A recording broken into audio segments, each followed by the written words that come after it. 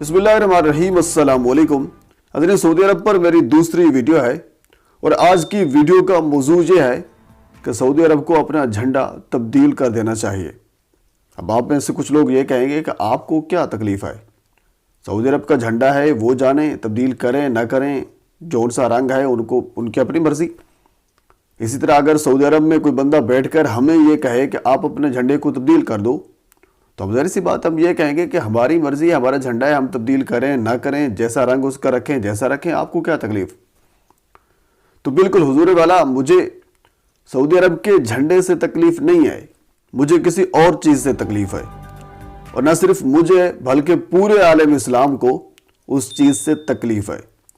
Saudi अरब के झंडे के ऊपर कलमा तैयबा लिखा हुआ है और आजकल एक सीज़न चल रहा है सऊदी अरब में जिसको रियाज सीज़न के नाम से आप शायद जानते होंगे। उस सीज़न में कलमा तैयबा की बेहुरमती की गई, उस झंडे की बेहुरमती की गई जिस झंडे के ऊपर कलमा तैयबा लिखा हुआ है। अच्छा, पहले आप इसकी वीडियो देख लें और उसके बाद फिर हम इस पर डिस्कस करते हैं।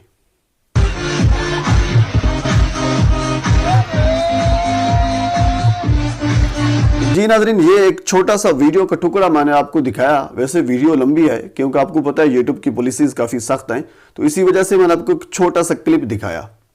आपने खुद देखा एक बंदा झंडा लहरा रहा है जबकि उसके जो झंडे के ज़ेर साए कुछ नीम बरहन्ना ख़वातीन, नीम बरहन्ना लड़कियां मौजूद हैं, जो कि वाज़े तौर पर नज़र आ रहा है कि झंडे की बेहुरमती की जा रही है। ये झंडे की बेहुरमती नहीं है, ये कलमा तैयबा की बेहुरमती है। और जब कलमा की नऊज़ुबिल्लाह मिन ज़ालिक बेहुरमती होती है तो फिर पूरे आलम इस्लाम को तकलीफ पहुंचती है और पहुंचनी भी चाहिए।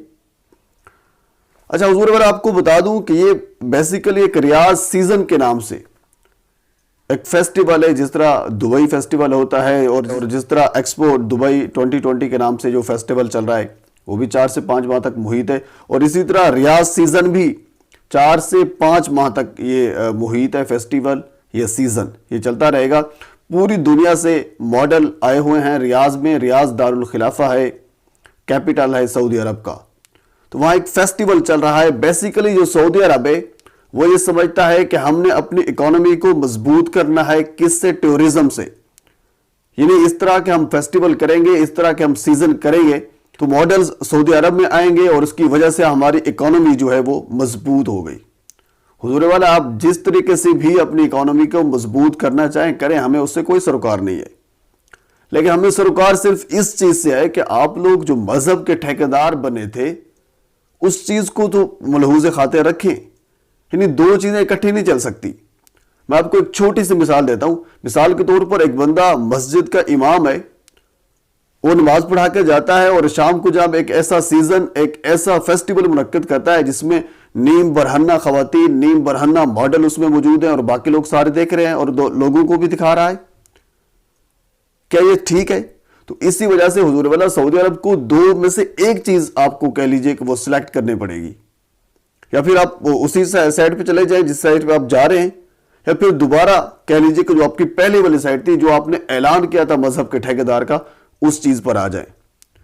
तो मुझे सऊदी अरब से गर्ज नहीं है, मुझे तकलीफ इस वजह से हो रही है कि आज ये फेस्टिवल, आज ये सारी हरकतें और आज ये सारे गलीज काम रियाज में हो रहे हैं और इसी तरह बाकी जगहों पर हो रहे हैं। हो सकता है यही चीजें कल मक्का में आ जाएं, मदीना में आ जाएं, तो फिर मामलात जो हैं वो खराब हो जाएंगे और मसला कह लीजिए हद से आगे का बढ़ जाएगा और उसका फिर खमियाजा सऊदी अरब को भुगतना पड़ेगा। नाज़रीन, ये एक छोटी सी इंफॉर्मेटिव वीडियो थी जो आप तक पहुंचाई। तो आखिर में आपसे गुजारिश है कि मेरे चैनल को सब्सक्राइब कर दें ताकि आने वाली हर इंफॉर्मेटिव वीडियो आप तक पहुंच सके। अल्लाह हाफ़िज़।